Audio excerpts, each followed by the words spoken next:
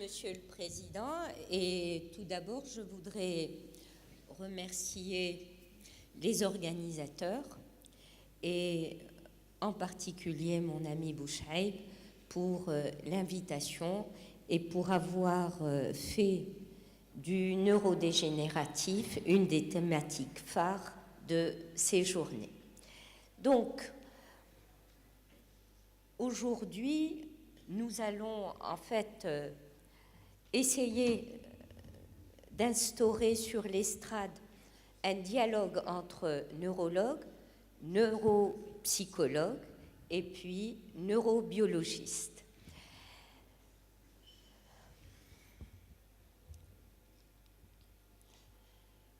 Quand on parle de maladies neurodégénératives, il vient à l'esprit tout de suite la maladie la plus connue, la vedette, entre guillemets, de ce cadre nosologique, à savoir la maladie d'Alzheimer.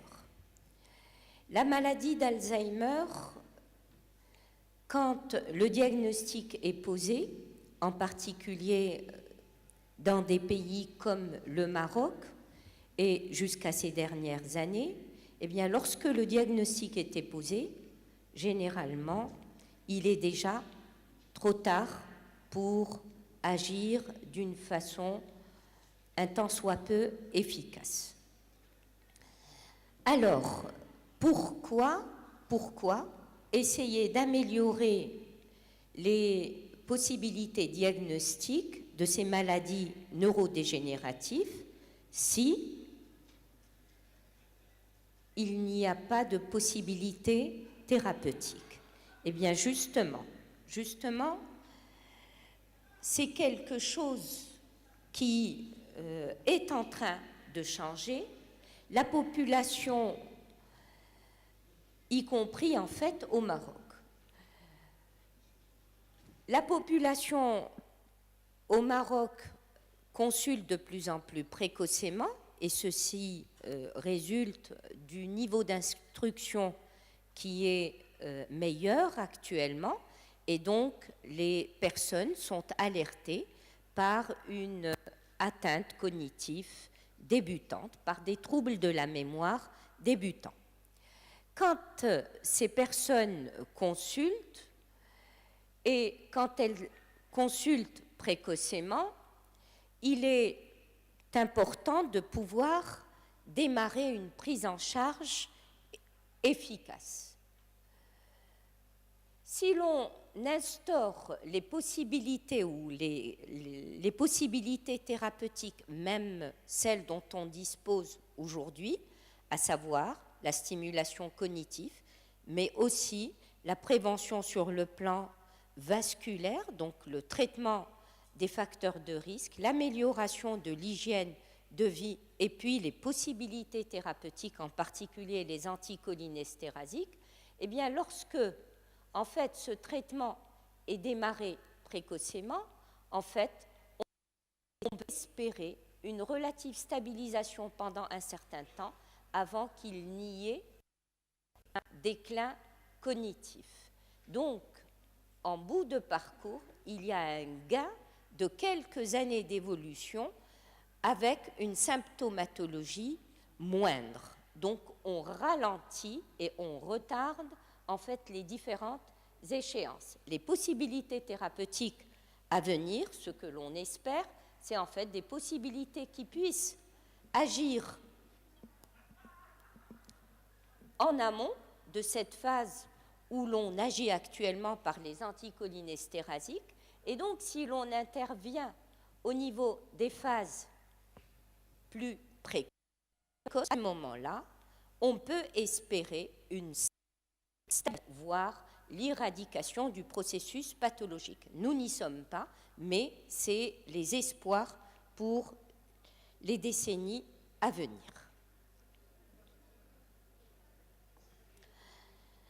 Pour illustrer cela, je vais présenter deux cas cliniques.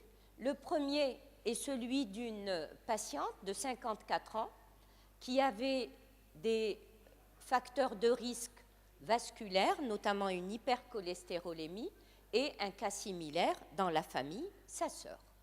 Cette patiente a consulté et on retrouvait donc une notion de trouble ayant démarré une année plus tôt par des troubles de la gestualité avec un comportement de préhension ou d'agrippement, des difficultés à reconnaître les chemins et les directions, donc des troubles de l'orientation dans l'espace et des troubles du langage avec en particulier un manque du mot.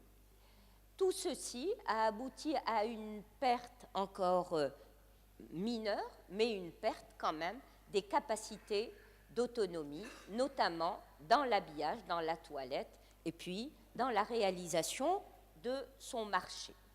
L'examen clinique à cette phase a retrouvé une petite ataxie avec une apraxie optique, c'est-à-dire un défaut de poursuite oculaire. On retrouvait également une désorientation temporelle et une désorientation spatiale. Cette patiente a bénéficié d'un bilan neuropsychologique que va nous présenter le professeur Bouchra El-Moutaoukil. Donc c'est une dame qu'on vient de voir et qui est en fait ramenée donc, par son mari parce que voilà, elle a de gros problèmes d'orientation et un petit peu de langage, pas trop au niveau de la mémoire. Et c'est une patiente qui a une sœur qui aurait eu donc ce même problème. Et donc l'idée est en fait Alzheimer, qu'est-ce qu'on va faire? Donc il est important de faire la part quand on a une personne qui a un syndrome démentiel, enfin qui a une atteinte cognitive, pardon. Merci. C'est vraiment de faire la part. Est-ce que réellement il y a des choses? Parce que des fois, on peut se retrouver face à une personne qui a tout simplement un accident vasculaire cérébral et qui n'arrive pas à regarder. Par exemple, ça aurait pu être le cas chez cette patiente qui a du mal à suivre du regard. On peut se poser un certain nombre de questions. Donc, on va checker un petit peu au niveau de toutes les fonctions cognitives. Et on se retrouve finalement avec une personne qui a de l'attention qui est altérée, qui a une efficience globalement altérée, mais pas au point auquel on s'attendait. Au niveau de la dénomination, on a surtout, quand on lui présente des objets, elle ne reconnaît pas les choses par leur forme. Elle arrive finalement à trouver le mot, mais c'est un problème visuel. Et finalement, donc la mémoire, pas trop atteinte, c'est-à-dire c'est pas vraiment le profil qu'on trouve chez une personne qui a la maladie d'Alzheimer. Dès qu'on lui donne des indices, eh ben, elle peut retrouver. Après, au niveau des autres fonctions, on n'a pas trouvé grand-chose, mais surtout, c'est un gros problème de gestion de l'espace. Et quand on a fait donc son scanner, eh bien, son scanner était assez intéressant dans la mesure où il montrait une atrophie qui était très focalisée ou prédominante au niveau des régions corticales, parito-occipitales postérieures, pardon. C'est une patiente, donc on vient de voir, donc une IRM est demandée, mais ça c'est un profil très intéressant. C'est un syndrome en fait, ça évoque un syndrome qu'on appelle l'atrophie corticale postérieure. L'atrophie corticale postérieure, une forme où on a plus de troubles visuospatiaux et qui peut évoluer sous différentes formes. Donc, soit ça va prendre la forme du « what », c'est quoi cet objet que je suis en train de voir, et là, c'est plus, on est dans une maladie d'Alzheimer, soit c'est le « where », qu'est-ce que je suis en train de voir et où est-ce qu'il est, en fait. C'est les problèmes visuospatiaux et on est plutôt dans d'autres démences qui sont par exemple la dégénérescence corticobasale, la démence à corps de Lévy ou encore, mais ça c'est encore plus rare, la maladie de Creutzfeldt-Jakob. Alors, donc voilà, donc nous sommes dans cette situation où cette femme n'a pas le profil typique de celui de maladie d'Alzheimer et on se pose un certain nombre de questions. Alors qu'est-ce qu'on fait pour avancer justement? Peut-être, eh bien c'est peut-être l'intérêt des biomarqueurs. Je ne sais pas si je fais l'autre cas. Alors, le patient suivant, c'est un patient de 70 ans ayant lui aussi donc de multiples facteurs de risque vasculaires. Et ce patient, en fait, présente depuis 4 à 5 ans environ des pertes, comment se fait-il? Une perte d'objets, des oublis. Il a des difficultés à conduire son automobile. Il a un manque d'humour. Il se perd, il est devenu irritable. Mais toutes ces choses-là étant relativement encore discrètes, puisqu'elles n'ont pas encore impacté sur son autonomie. Il reste autonome malgré ses 4 à 5 ans d'évolution. Il est à noter que ce patient, âgé de 70 ans, avait un niveau d'instruction relativement important. Il était un bac plus 5. Son examen clinique était normal et sur le plan neuropsychologique, on a retrouvé au niveau des tests globaux un MMSE à 25 sur 30, donc pas très perturbé. On a trouvé surtout des troubles attentionnels et les fonctions instrumentales en particulier, donc le langage, les praxies, les gnosies, n'étaient pas altérées. Donc chez ce monsieur, on retrouve un AVC lobaire, donc il a de multiples facteurs de risque vasculaire. On retrouve des anomalies, là aussi, de signal d'allure vasculaire, mais on retrouve aussi une atrophie hippocampique débutante. Alors, chez ce monsieur, malgré les 4 à 5 années d'évolution, le diagnostic sur le plan clinique n'est toutefois pas tranché. Bien entendu, on peut discuter la maladie d'Alzheimer vu cette atrophie, on peut discuter une démence vasculaire vu le terrain, mais sans exclure à ce stade-là un certain nombre de démences dont certaines sont dégénératives, mais dont d'autres peuvent être acquises, par exemple la démence toxique, une démence alcoolique ou une démence carentielle. Alors, donc souvent, on est face à un patient, on est face à une patiente dans notre contexte marocain qui se présente à un stade où le diagnostic clinique n'est pas très difficile et nous basant sur les critères déjà de 87, on peut poser le diagnostic de maladie d'Alzheimer.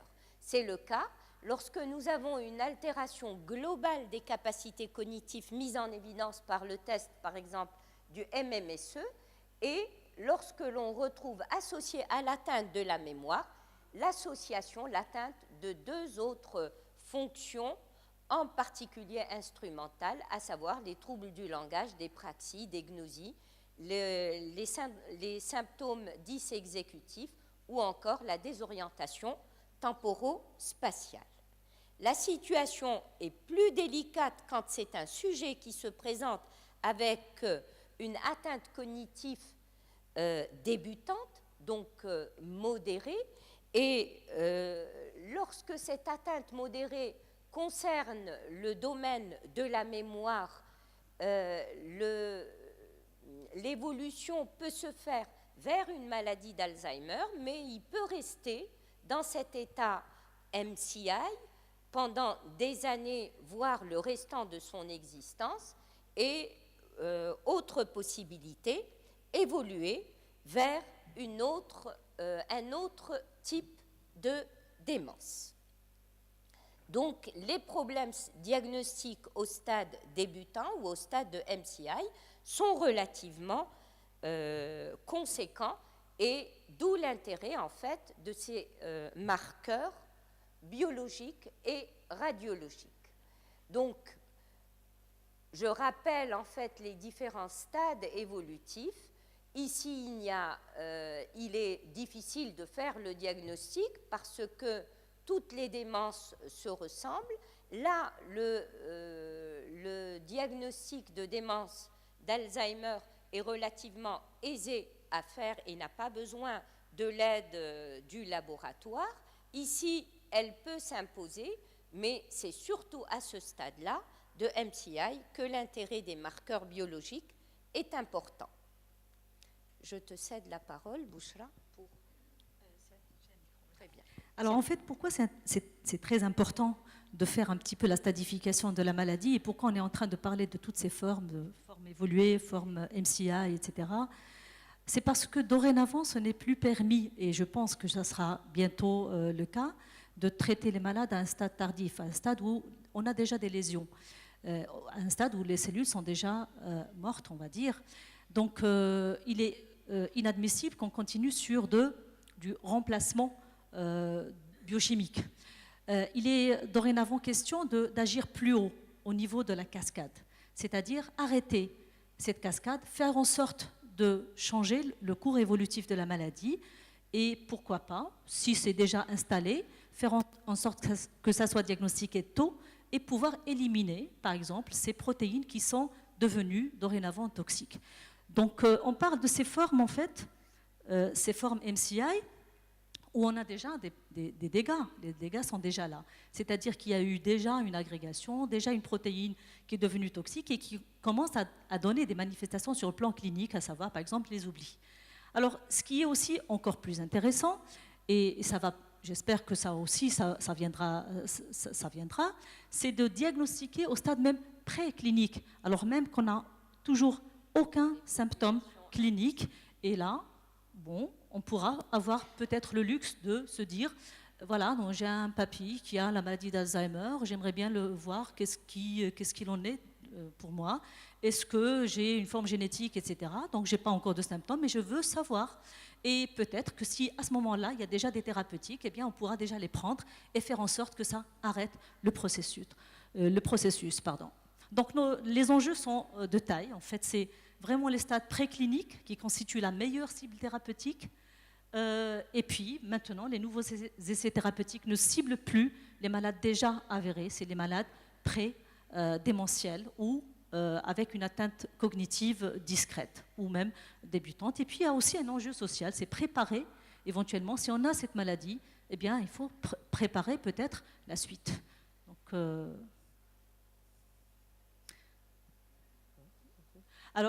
voilà, donc l'idée c'est de développer un biomarqueur. Et un biomarqueur serait, donc l'idéal serait que ça soit, donc on fait la définition. Donc vous connaissez le biomarqueur, je pense Madame Sassi me fait signe d'aller vite parce que le biomarqueur, voilà, donc il faut qu'il soit reproductible, traçable, etc. Donc ça va être largement détaillé. L'idée, en fait, c'est de ne plus... tout à l'heure, Madame Stassi vous a parlé des critères de la maladie d'Alzheimer et on était sur des critères de probabilité et de possibilité diagnostique. Maintenant, dorénavant, ça va être intégrer les biomarqueurs pour avoir des bases encore plus solides pour pour donner un diagnostic. On peut y aller. Pardon. Alors, on se base sur les deux principaux marqueurs. C'est la protéine bêta-amyloïde et la protéine Tau. Ça reste encore le cas pour la maladie d'Alzheimer. La protéine bêta-amyloïde, je vais faire vite, qui est une protéine qui est issue, en fait, c'est un clivage, je pense qu'on peut faire ça. Donc, il se trouve qu'il y a une protéine APP, donc transmembranaire, dont le rôle n'est pas forcément élucidé, et qui subit un métabolisme à deux niveaux. Un premier, avec une bêta-sécrétase, celle-là ne pose pas de problème. Le problème vient de là, la gamma-sécrétase, qui à un certain moment va cliver la protéine, mais risque de la cliver faux, ce qui va donner finalement deux types de protéines. Quand c'est bon, c'est la bêta-40, et là, il n'y a pas de problème. Quand c'est pas bon, eh bien c'est la bêta-42, qui elle est une protéine toxique qui risque d'entraîner des dégâts cellulaires.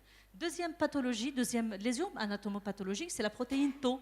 Et là encore, on ne sait pas comment ça se déclenche. Toujours est-il qu'il y a une hyperphosphorylation de cette protéine Tau qui va finalement se déposer au niveau intracellulaire et qui va entraîner donc un marqueur qu'on va sur le plan, bien sûr, histologique ou dorénavant aussi sur le plan radiologique. Voilà, donc la cascade dont on parlait, une cascade qui commence là et qui finit par entraîner donc toutes ces anomalies avec la conséquence qui est la nécrose. On aimerait donc agir à ce niveau et donc bien sûr détecter la maladie à ce niveau pour pouvoir agir tôt. Alors donc, du coup on a des marqueurs radiologiques. Bien sûr, vous connaissez tous le scanner, l'IRM, je pense qu'on peut faire vite. L'IRM, on cherche d'abord une atrophie au niveau hippocampique, mais il y a aussi quelque chose de plus intéressant, si on peut l'avoir, c'est quand même les mesures volumétriques. Attention, ce n'est pas toujours très fiable parce qu'on perd tous du volume de notre cerveau, c'est tout à fait physiologique. Donc, vous voyez le chiffre chez les personnes tout à fait normales et ce n'est pas spécifique. Donc, on n'a toujours pas la réponse à notre question. Alors ensuite, on a les marqueurs en fait. On a une imagerie plutôt fonctionnelle et là, ça va être la spectroscopie. Et cette spectroscopie va nous montrer, va nous donner la preuve qu'il y a un hypofonctionnement au niveau des régions les plus touchées par la maladie, les régions parieto-occipitales, ou encore ça va être un hypométabolisme lors d'une tâche donnée. Donc on voit que le métabolisme est déficient, par exemple dans une structure très vulnérable pour la maladie d'Alzheimer. Et ça continue, mais ce qui est encore plus intéressant, c'est ça, c'est le TEP-PIB, c'est en fait un marqueur qui va se liguer avec la protéine bêta-amyloïde. Donc cette protéine qui est nuisible et qui va nous la montrer, nous la donner preuve à l'appui. Donc ça, c'est un exemple d'une imagerie TEP-PIB, donc positive chez ce patient qui a une maladie d'Alzheimer. Alors après, après les marqueurs radiologiques, il y a les marqueurs au niveau du LCR. Et là, on va avoir un topo, je suppose, bien détaillé par la suite. Donc je ne m'attarde pas dessus. Ce que je veux dire, en fait, c'est surtout pour la protéine bêta-amyloïde qui est donc le marqueur le plus spécifique. Après, il y a la protéine tau qu'on peut trouver de façon élevée au niveau de la maladie d'Alzheimer, pour la maladie d'Alzheimer, mais qui n'est pas spécifique parce qu'on peut la trouver aussi bien dans les tumeurs que dans tout processus lytique. Après, il y a un certain nombre de rapports qui sont intéressants à signaler.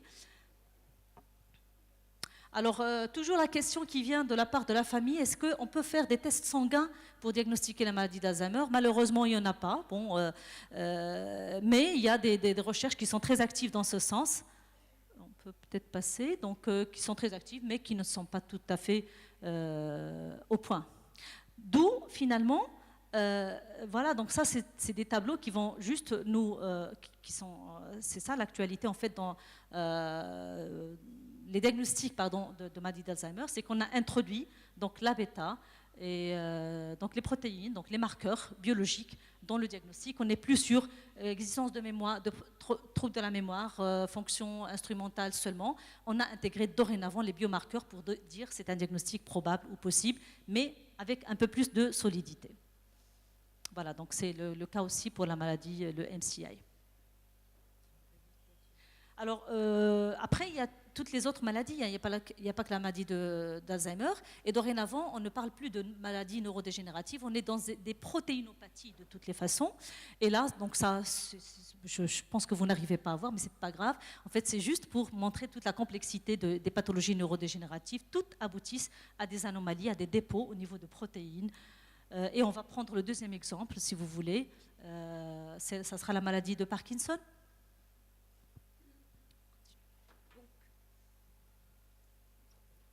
En fait, la maladie de Parkinson, qui est l'autre affection dégénérative du système nerveux la plus fréquente, eh bien, c'est une maladie qui est caractérisée par une perte neuronale, mais plus focale, en fait, au niveau de la substance noire ou le locus niger, et qui est caractérisée sur le plan anatomopathologique par la présence de ces corps de Lewy dans le stroma des neurones atteints.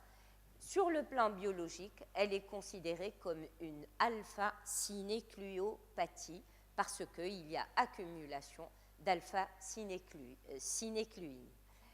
Alors, c'est une maladie de Parkinson qui est surtout motrice, caractérisée par le tremblement, la kinésie, l'hypertonie, mais ça n'est pas que cela.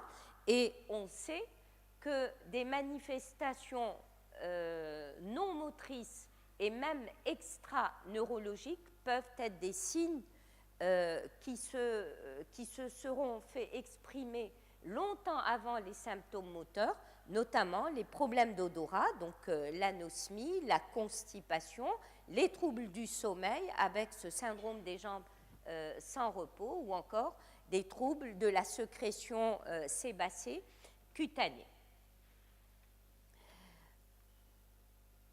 Donc ça pour exprimer en fait ces différentes manifestations et ces manifestations sont présentes à un stade pré-diagnostique, en fait, à un stade précédant les manifestations neurologiques. Ceci pour illustrer que cette alpha-synucléine a été mise en évidence au niveau notamment des glandes et au niveau du tube digestif.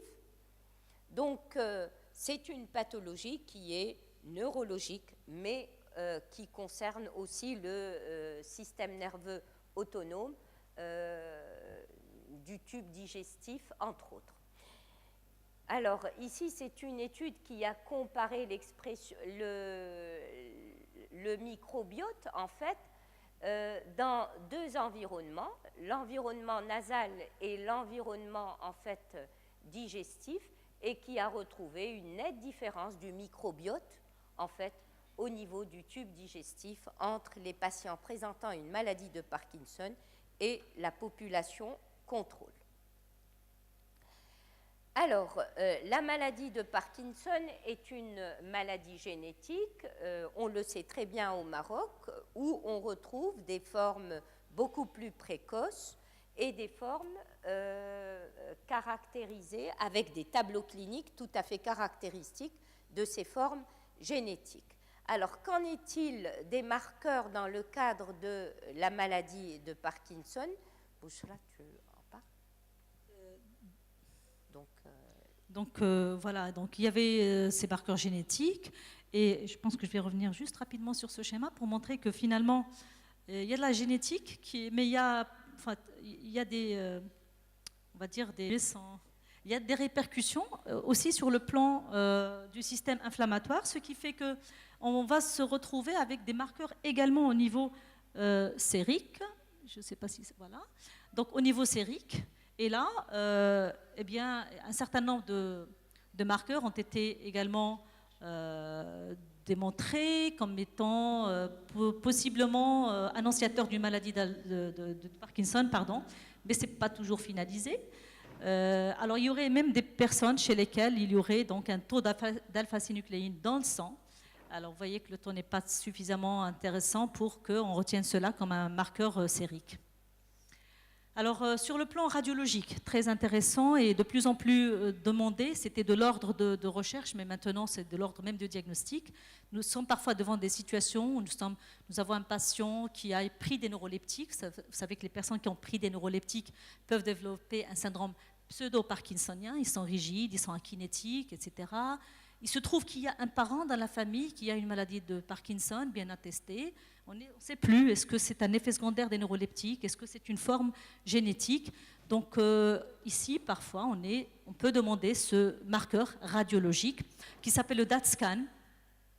Donc le DaT-scan qui va aller, avec ce ligand justement, qui va aller chercher le dépôt des corps de Lévy, là où c'est habituel de les retrouver. Ici, vous avez un exemple de malade de Parkinson. C'est une maladie qui est toujours asymétrique. On a toujours une prédominance d'un côté et on a toujours, donc sur le plan radiologique également, une asymétrie au niveau des marqueurs de la protéine de l'alpha-synucléine. Alors, qu'est-ce que fait aussi donc, une écho transcrânienne? Donc, en fait, on peut la faire aussi parce que, rappelez-vous, il y a une anomalie au niveau du mésencéphale et on peut la mettre en évidence. Voilà, donc une coupe comparative personnes parkinsoniennes et personnes non parkinsoniennes. C'est le cas également de la FDG, pardon. C'est le cas également de la FDG et de l'ASPECT.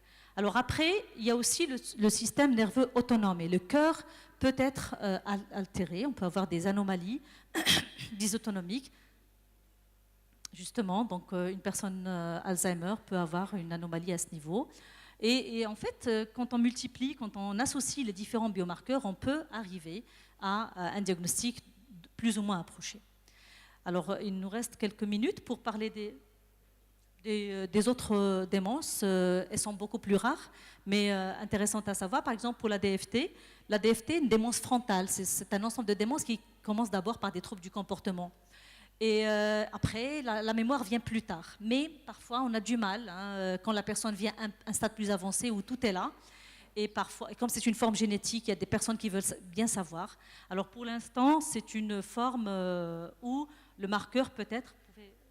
allez-y. Donc, les marqueurs sont au niveau LCR, TDP, la protéine TDP43, la progranuline et la FUS. Donc, voilà les principales protéines pour lesquelles ça a été testé. On continue. Après, il y a surtout les biomarqueurs radiologiques. Donc, ça reste très intéressant pour cette pathologie qui montre une atrophie au niveau de la région frontale et au niveau de la région temporale. Pour la DCB, la dégénérescence corticobasale, c'est une affection, là encore, où il y a des symptômes parkinsoniens, il y a des oublis, et il y a des troubles des praxies, etc. Et donc, ça reste très très pauvre au niveau de la biologie, c'est surtout la radiologie. Je vais finir avec la maladie de Creutzfeldt-Jakob.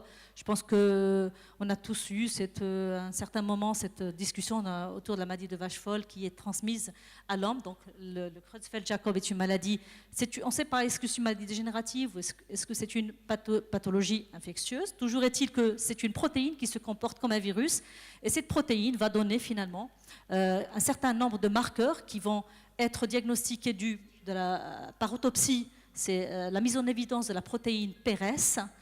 Sinon, bien sûr, on ne fait pas du vivant de la personne. Donc, sinon, du vivant de la personne, ce qu'on peut détecter, c'est plutôt la protéine 14,3,3. Je pense que vous en parlerez tout à l'heure. Et voilà. Donc, Madame Stassi va conclure. Alors finalement, donc, si on s'acharne tellement sur la recherche de ces biomarqueurs, c'est que certainement nous avons des idées beaucoup plus grandioses, beaucoup plus futuristes pour arrêter, stopper ces maladies, les diagnostiquer pour donner une réponse à la famille, à la personne et pouvoir leur donner, le cas échéant, le traitement le plus adéquat et le plus précoce possible. Voilà, merci. Mesdames, merci.